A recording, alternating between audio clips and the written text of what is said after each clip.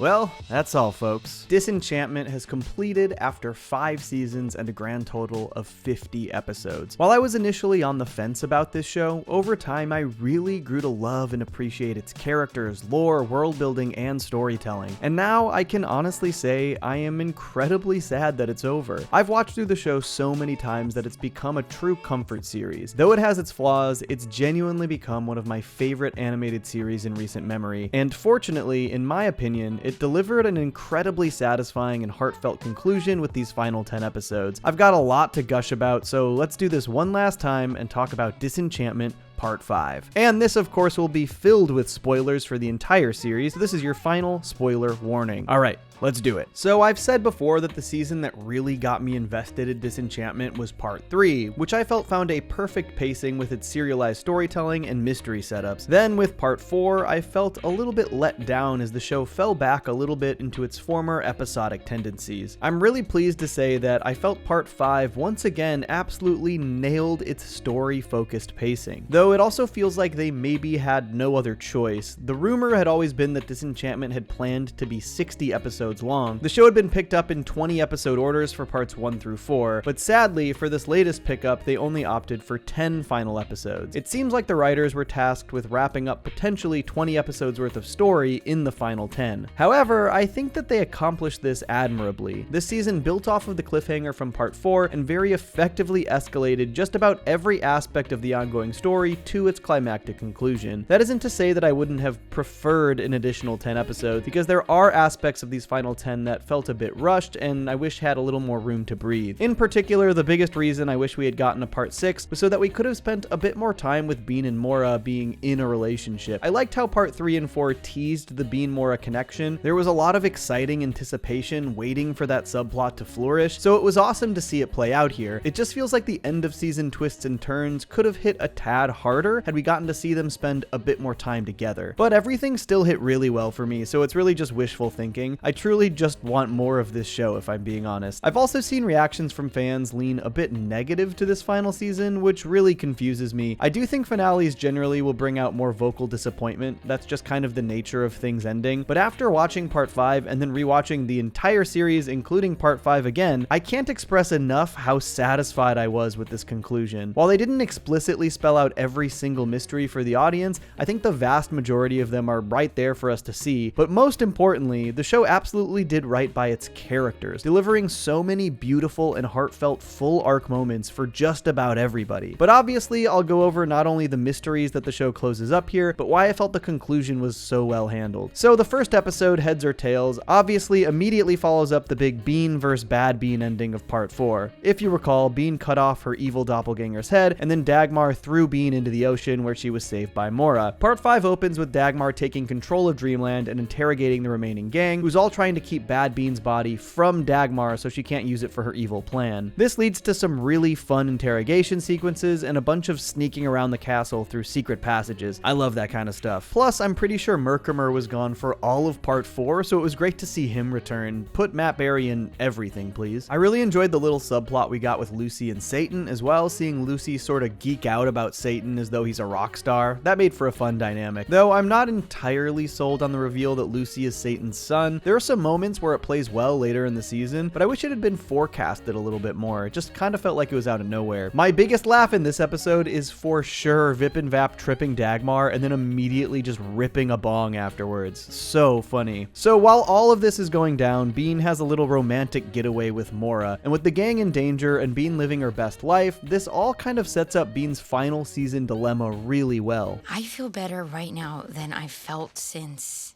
probably ever. I don't want to go back home. For so much of the series, Bean has had to figure out how to balance duty with desire. That's what the very first episode is about. She's supposed to be married off so that Dreamland can form an alliance with Bentwood, but she puts herself first, as she should have in that situation. But now, by part 5, Bean's obligations have become so much more than just a strategic diplomatic marriage. Not only is she now the actual queen of Dreamland, but she's also formed so many meaningful friendships and connections. When the show started, she was kind of a loner, her, and she was being forced into a life she didn't want for herself. Now, she has all of these different people who depend on her. So as much as Mora's pleas for Bean to run away with her are enticing, Bean knows that she can't do that. I want to. I really, really do. But my friends are up there and I'm their queen. Bean's destiny means the weight of all of Dreamland is on her shoulders, and suddenly, for the first time in her life, she's also given an opportunity to live the life she's always dreamed of. What do you want? No one's ever asked me that before. And this is a major focus this entire season. Bean coming to the realization that her destiny might have grave consequences for herself or for those she loves, and trying to move forward with that duty regardless. And with everyone thinking that Bean died at the end of part 4, we get one of my favorite moments in the entire series as Elfo laments the loss of his friend. He laments, as he says, not the loss of the past, but the loss of the future that they'll never get. I wasted so much time wanting you to be something else for me. I didn't appreciate what you were. My friend.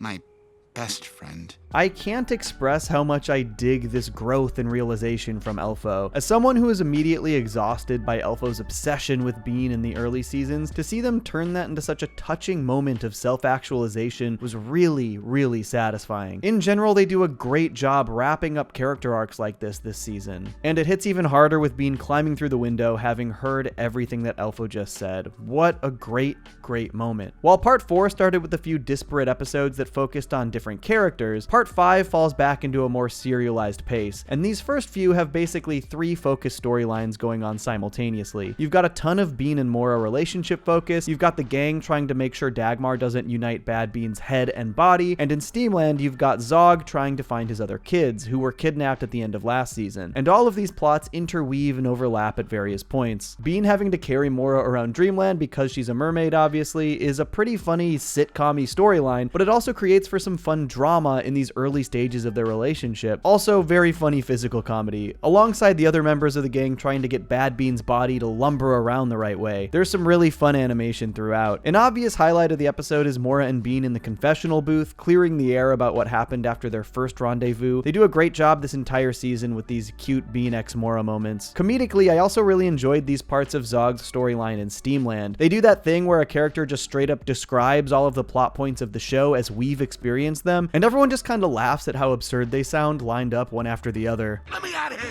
I gotta rescue my kids and get back with my magic daughter to fight my ex-wife, the witch!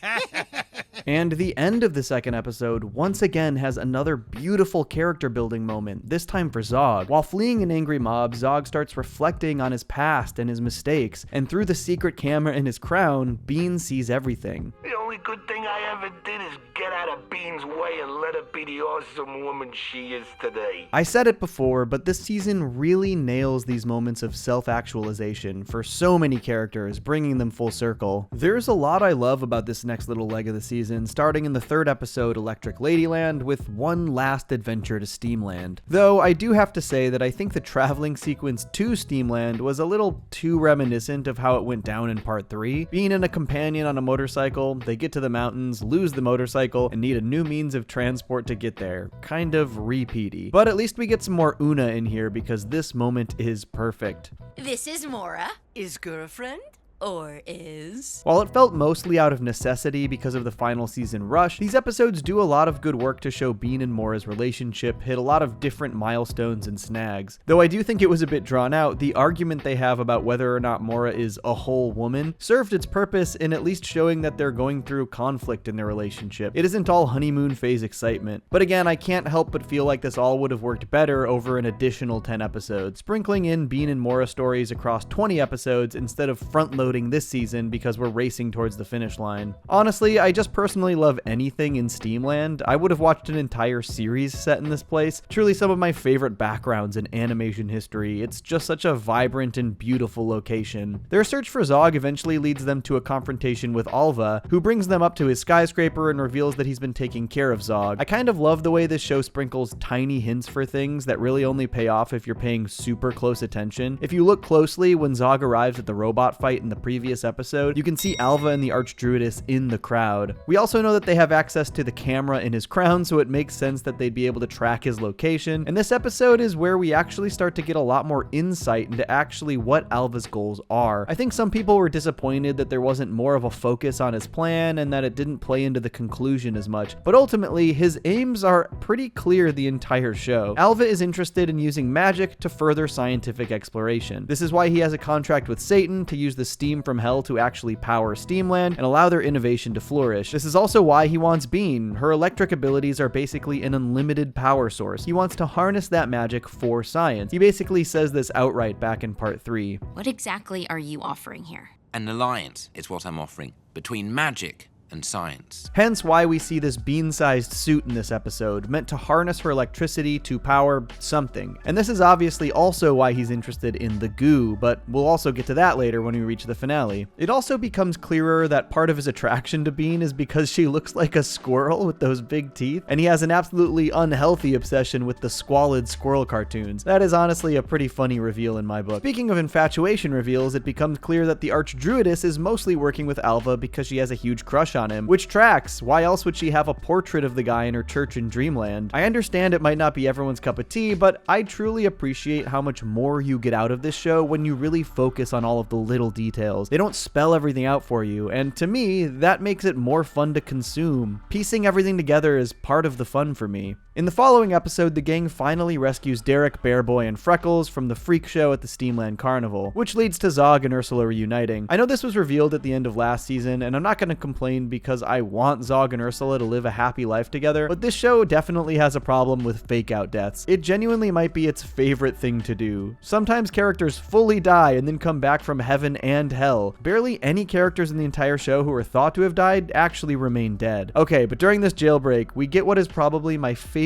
animated sequence in anything in so long, I really couldn't even tell you how long. Bean and Zog go into a Dreamland-themed dark ride at the fair, and holy crap, this is just one of the most creative, mind-blowing, most gorgeously animated sequences I have ever seen. Not only is it just so cool looking, it captures the vibe of a classic dark ride so perfectly. I particularly love the detail that you can even see the henchbots moving behind the scenes to help operate the ride. I mean, this might just be a good time to gush about Disenchantment's animation in general. I don't think there is a single American animated TV series that I like more on an animation level. This series has some of the most stunning backgrounds I've ever seen, and absolutely everything is directed so dynamically. So many establishing shots have really creative camera moves or rack focuses, foreground and background elements. This show does a great job blending its 3D elements with its 2D elements as well. I cannot say enough about how amazing of a job the animation team did on this series. It's the best looking Matt Groening show by a wide margin, and that actually is why it's really disappointing to see that the animation studio, Rough Draft, has a tendency not to credit its artists properly. I'll post a link in the description, but there's a great Twitter thread by one of the background designers about their crediting policies, which are frankly very frustrating. Please show all of the artists all the support you can. Anyways, let's get back to the story. The final Steamland adventure ends with Bean and Zog being separated from the other rescued gang, which leads to really one of our only substantial Freckles scenes in this entire season. There is a ton I love about how this final season played out, but I think it's clear that Freckles was a mystery that could have really benefited from an additional season. And I'm not just saying that because I had all of these theories about who he actually is. Basically, in this sequence, Freckles reveals his only real goal. It's that we all just want to be real boys. And I like the angle here, that Freckles didn't even get attention as a toy and sat motionless in the window for years. I mean, we literally see him in the window in the first episode of the entire show. He basically just wants attention, to be loved. He has a heart, he has a soul, etc. And I think these ideas could have been really great to explore more. Unfortunately, by the end of the season, this is about the extent of how it's explored. There's a ton of potential with this character in regards to what it actually means to be human. I mean, we could have had Freckles realizing that he doesn't need validation from outside sources to be able to live a fulfilling life. But I also understand why this is a thread that sort of fell by the wayside, given the number of things they had to wrap up this season. I think they probably chose wisely. While these Steamland adventures are all going down, the gang back at Dreamland continue to try and keep Dagmar from uniting Bad Bean's head and body. This whole story does play out over a few episodes, but it's such a small focus in the first couple until the Trogs fill Bad Bad Bean with goo, which leads into a really fun horror movie-like storyline, with this headless corpse lumbering towards Elfo the entire episode. There are some crazy creepy shots of the body crawling and sliding through passages. I loved the way these sequences were animated. This leads into a really great episode that brings things all the way back to season 1, and I actually loved something that Dagmar points out here. None of this would have been possible without you. You were murdered so I could live. So much of this story really does come down to Elfo's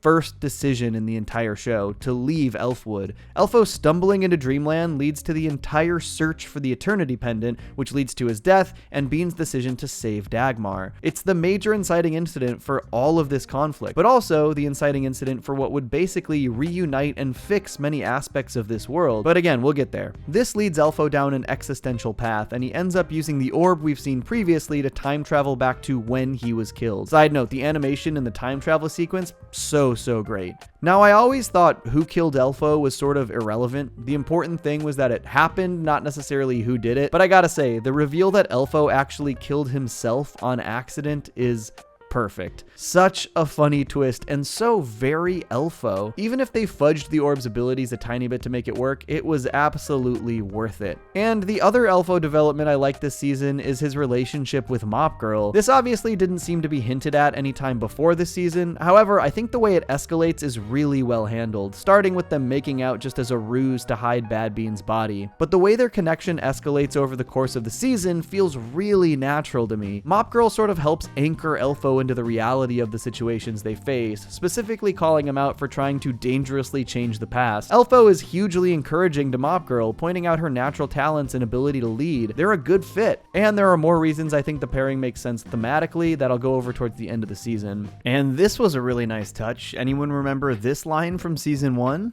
What do you want? I guess I've always wanted to watch the sunrise with a girl I fancy. And the very beginning of the episode where Elfo and Miri actually start getting together? They watch the sunrise together. Love it. Okay, I guess now is a good time to address it.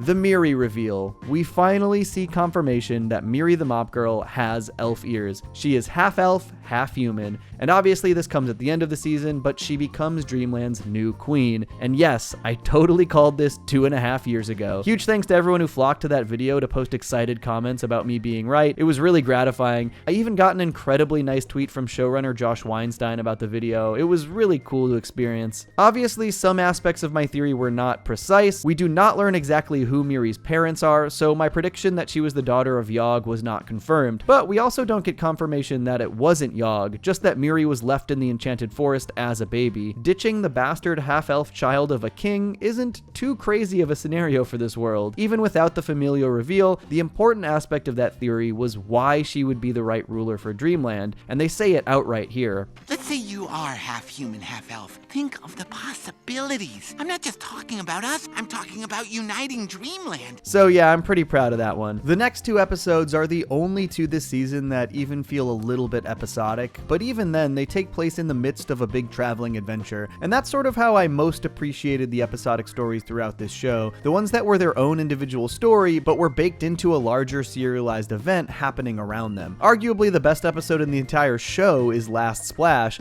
which is very much its own episodic story set while they're on a boat traveling home from Steamland. The first of these is the Science of Homemade Lightning, which has some really fun stuff going for it. It's basically Bean's training montage, her Dagobah, learning how to harness and focus her lightning from the Queen of the Crones. I think my favorite part of this episode, though, is the sequence where Cloyd and Becky are hanging Zog above the hole to hell as Asmodeus is rising up through it. Bean's lightning closes the hatch just in time to decapitate Asmodeus. Just a really cool event conceptually and in execution. And Bean then destroys the Eternal Flame that we've seen since season 1, which in turn destroys this entire temple, and because of this, Maru starts to flourish, becoming this lush, beautiful place. I particularly love this development. Bean was said to be the one who was supposed to fulfill this mysterious prophecy for the good of Maru, and in the end, ousting her evil family from Maru was actually what saved the land and its people. And as Bean reaches her full potential, we conversely see Bad Bean's head and body finally reunite, paving the way for the final showdown. The next episode lands Bean in and Zog back in the Twinkletown Asylum, which is a bit of a detour, but it leads to some really great existential development from Bean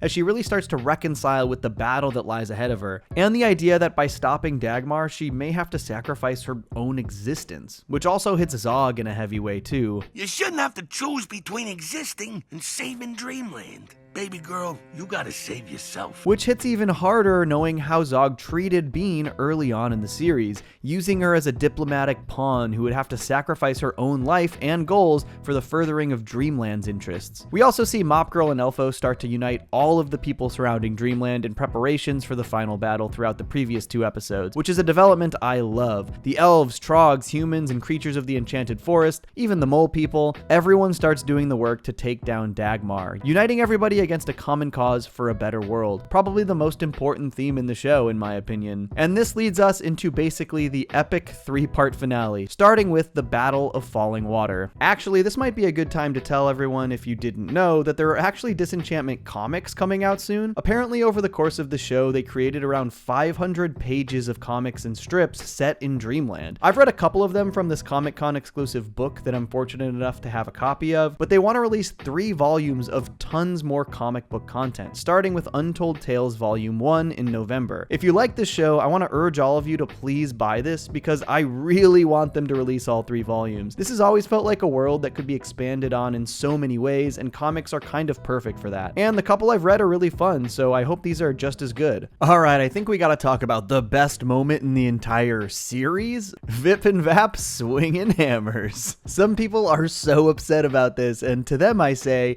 have you no soul? This is so funny. In my opinion, these final 3 episodes deliver some truly incredible escalations and an honestly very violent battle, but most importantly, great character closure. Despite Bean trying to stop Dagmar herself to protect her friends, everyone shows up to help. Not just all of the various species that live in Dreamland, but the pirates and the mermaids, and it was cool to see Bean and Mora fight side by side. But there are 2 majorly important things that happen here. Bean takes on Bad Bean in the Crystal Caverns and uses these crystals to charge her magic abilities. We learn that these caverns are where Dreamland's true magic can be unlocked. It's why Dagmar took Bean there when she was younger. And I love the reveal from God himself that the magic in Dreamland is actually a natural phenomenon. Basically, the angels' tears fall from heaven into the Dreamland River. They seep down under the castle, and the steam from hell rises up and combines with those waters, creating the Crystal Caverns. I really like this show's sort of reconciliation of science and fantasy. It's reminiscent of how they would reconcile faith and science in Futurama. And it all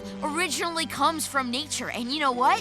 When you understand it, science is magic. And this specific reveal that it's a natural phenomenon was actually hinted at back in part 3 as well. You call it magic, but really it's simply natural phenomena we don't yet understand. This is also the second Battle of Falling Water. It's sort of a history repeating itself situation, but it also appears as though the first battle was basically fought for the same thing, access to the Crystal Caverns to unlock Dreamland's magic. And the key to unlocking that magic is Bean's electric abilities. This is why we see in the flashback to the first battle that there is another being with electric abilities, likely there to also utilize the caverns. And Bean using her magic through the crystals here is exactly what unlocks Dreamland's magic, and in the following episode we actually see that magic start to seep through Dreamland, affecting its residents. But before we start to see the ramifications of this, we get probably the most shocking event in the entire series. Bad Bean uses illusionary magic, and when Bean thinks she's stabbing her evil doppelganger, it's revealed that she actually stabs Mora, killing her. This was foreshadowed in 2 ways. Mora told Bean about the first Battle of Falling Water and the story of the mermaid who was killed there, becoming a constellation to illuminate the way to Mermaid Island. Bean is also given a vision when she grabbed the knife that killed that very mermaid, showing the final moments of the first battle and imagining herself stabbing the mermaid, devastating foreshadowing. But the reveal that Bean killed her true love is heartbreaking, and she understandably goes full fury mode,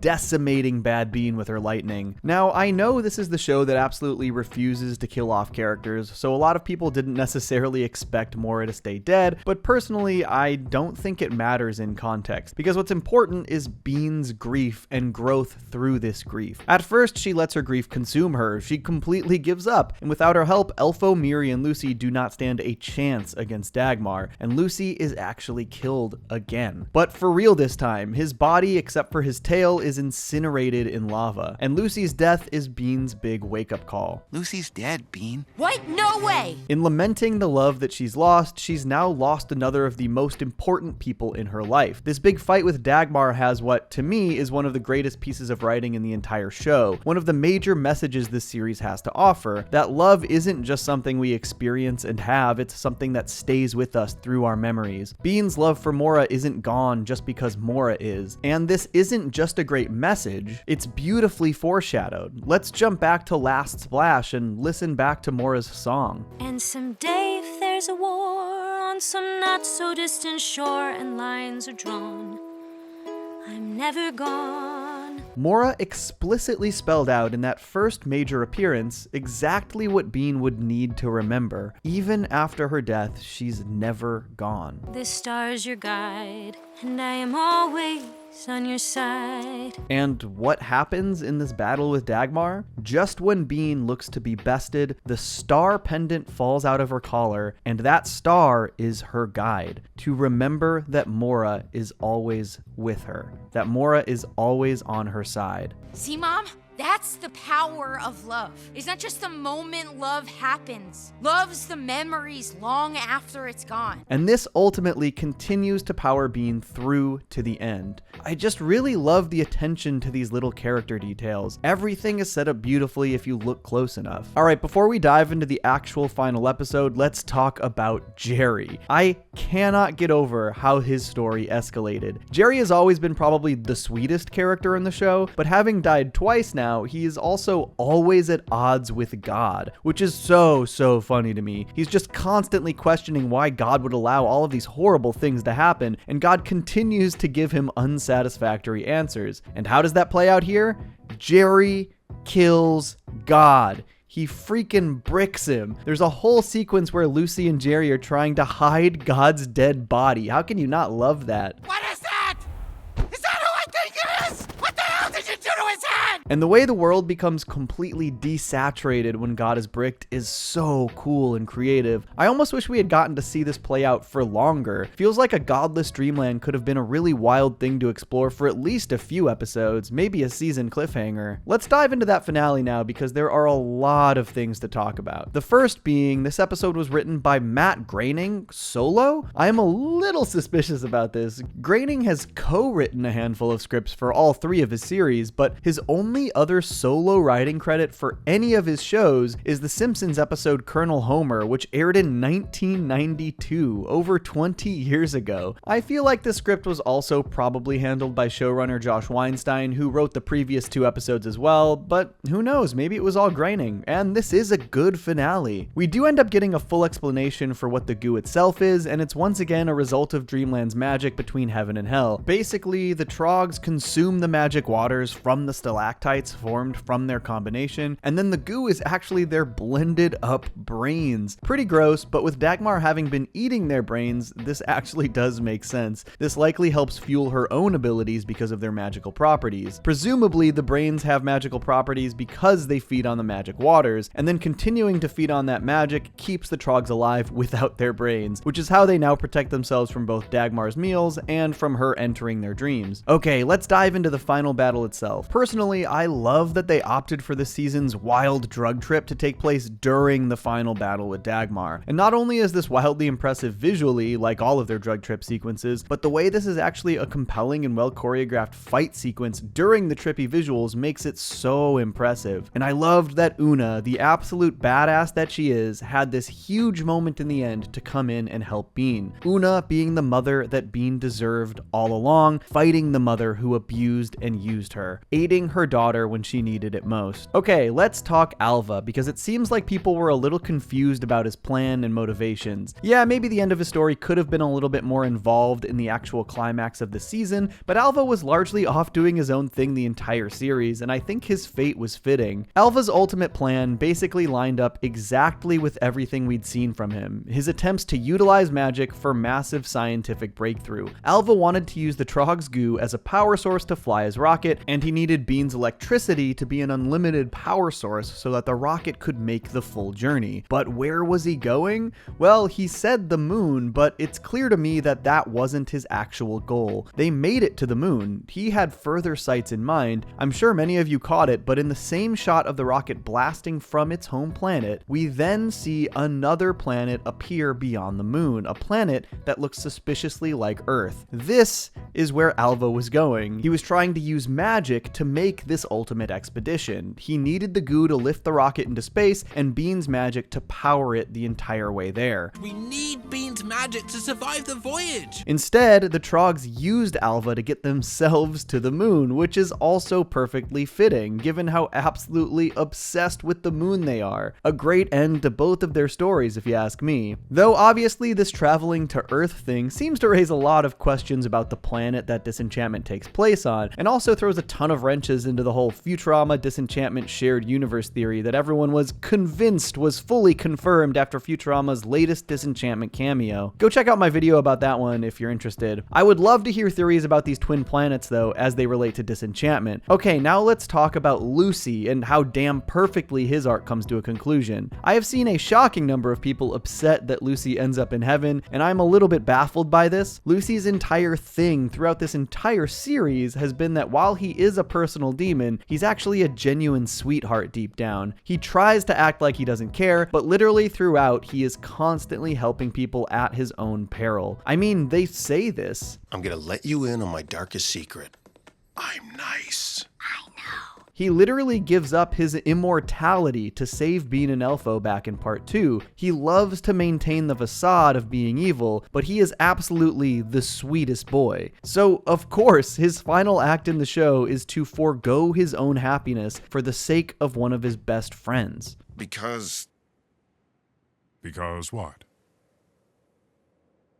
I love Bean. But what makes it such a perfect full arc moment is that now it's not a secret that he's actually nice. He has embraced his true good self and he can no longer hide it, especially with these new angel wings in Halo. And how can you not love this hug between Lucy and Jerry? And of course, Lucy wishes Mora back to life. And while I have seen people upset that Mora doesn't stay dead, like so many others in the show, I think it's far more fitting for the series' happy ending, because ultimately Bean accepts that Mora is gone and is willing to move on carrying the love that they had. This isn't an example of Bean's growth being stifled by a Deus Ex Machina. It does two things beautifully. It represents the conclusion of Lucy's arc, and it gives us the happy ending between Bean and Mora after Bean's growth has been achieved. It's great. The end of the episode is just filled with some really beautiful final moments for basically every character you can think of, and I can't think of a better way for this fairy tale to end. I think the one I loved most in particular was Zog and Ursula. Zog was this character whose issues stemmed from the weight of expectations from his father, that he wasn't fit to be a leader, and here he has willingly given it up in place of love, and he tosses that crown away for good. Oddval and Sorcerio get married, Derek and Una keep pirating,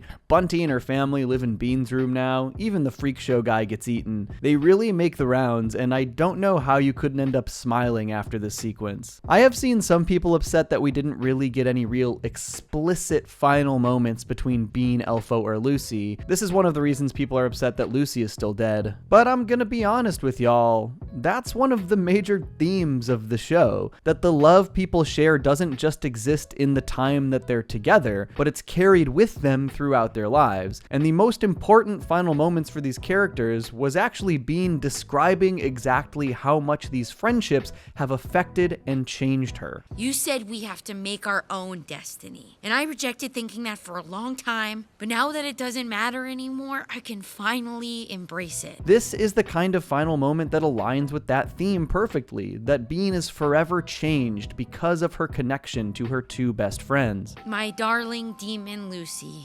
you ruin my life. And somehow I'm a better person for it. And the show ends with Bean bailing on her own wedding, exactly the way the series began. Beautifully full circle. And I know that people are upset that Elfo didn't get a moment with her, but he did get a goodbye. Goodbye, Bean. This is such a great moment that fully aligns with these themes. Speaking of themes, I've also seen some people argue that the whole Bean, Lucy, Elfo prophesied trio didn't amount to anything, and I could not disagree more. Another major thing this show focuses on is unity. It starts with this deeply broken world where there are all of these major conflicts between different kingdoms and species, and Bean, Elfo, and Lucy all represent the healing of these worldly wounds. Not only did Bean defeat the biggest threat to the world's peace in Dagmar, but she returned Dreamland to the elves and healed the rift between humans and mermaids with her relationship to Mora. Miri and Elfo are now in charge of Dreamland, a half-human half-elf and a half-ogre half-elf, further representing how the disparate societies of this world are coming together. And maybe biggest of all, Lucy is a demon who literally resurrected God. The reconciliation of heaven and hell is major, and for the first time ever, we have a demon who is also an angel. This trio healed the biggest rifts this world had to offer, and they left it a more unified place. Like I said, I have really grown to love and appreciate this show, and while I know this one could have benefited from another 10 episodes, with a couple aspects feeling a bit rushed towards the end, it's hard not to express how great of a job they did with these final episodes. I know some people just wanted some of these mysteries spelled out for them, but a good show always focuses on the characters, and that's what this one did. They did right by just about every single character and relationship. And if you're willing to look, those mysteries mostly all have answers, and the ones that don't make for great speculation and debate so that the show can live on beyond its years. It's funny, I actually found myself really relating to Elfo in the first episode of the season when he was talking about his relationship with Bean, except I was thinking about my relationship to this show. I wasted so much time wanting you to be something else for me. I didn't appreciate what you were. It's funny, I really did spend so long wanting this show to be something that it wasn't. But the more and more I've watched it, the more I've grown to appreciate what it is. That isn't to say it doesn't have its flaws, but it really does have so much to offer. And now that it's over, I'm really gonna miss it. So I guess we should just say it one last time. Goodbye, Bean.